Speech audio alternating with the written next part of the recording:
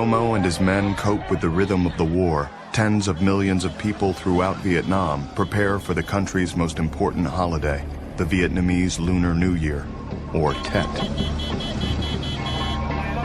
Tet marks the arrival of spring, a time to pay tribute to ancestors and look forward to good fortunes in the new year.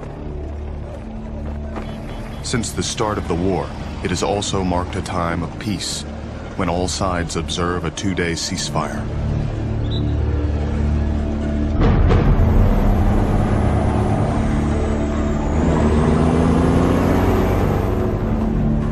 A lot of South Vietnamese soldiers have already headed home, though.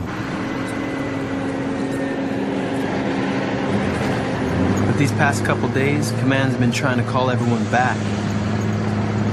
Apparently, we've gotten wind of the NVA's buildup around some of the cities. That was the first time I'd heard about a planned offensive. And people in I-Corps, some of the intelligence people anyway, the ones I dealt with, believed it was going to happen. Not everyone's taking it so seriously, though. Some guys are saying there's no way the communists can launch anything major. They're already all tapped out.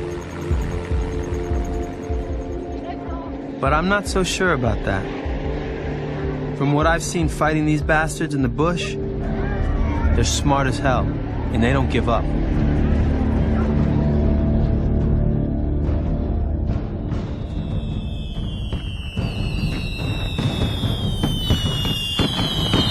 But as the sun sets on January 30th, 1968, many expect this year will be like every other, a night of peaceful festivities.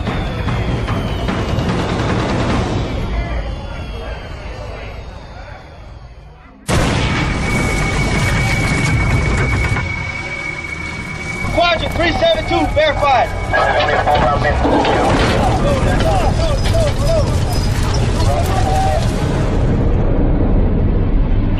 This is Alpha 6. We have an extremely large force moving towards us.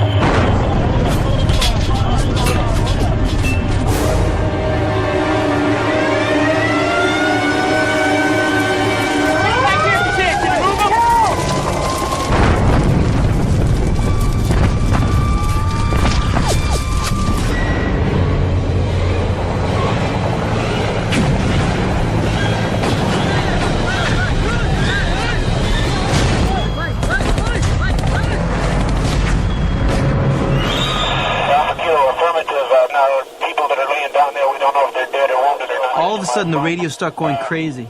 Guys are calling in attacks from all over the place. Nobody knows what the hell is going on, but you can tell it's something different, that it wasn't isolated. All these places getting hit at exactly the same time.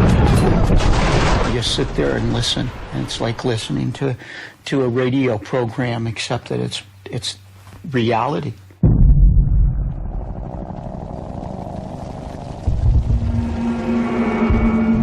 As the sun rises on January 31st, the confused actions of the night give way to a grim realization. Over 120 cities, towns, and military bases, including the capital of almost every province in South Vietnam, are under attack by an estimated 84,000 North Vietnamese and Viet Cong. It is the largest coordinated military action of the war to date. Unknown to the Americans, the enemy has spent the past 7 months slowly moving hundreds of thousands of mortars, artillery shells, small arms, hand grenades, and explosives into the south via the Ho Chi Minh Trail. Under the guise of the Tet celebrations, they hid these weapons inside truckloads of rice and carts of flowers and carefully moved them into position for their assault. The incredible scope of the Tet offensive catches the Americans by surprise, but it doesn't take long before they begin to fight back. At the embassy in Saigon, military police and Marine guards begin clearing out the Viet Cong.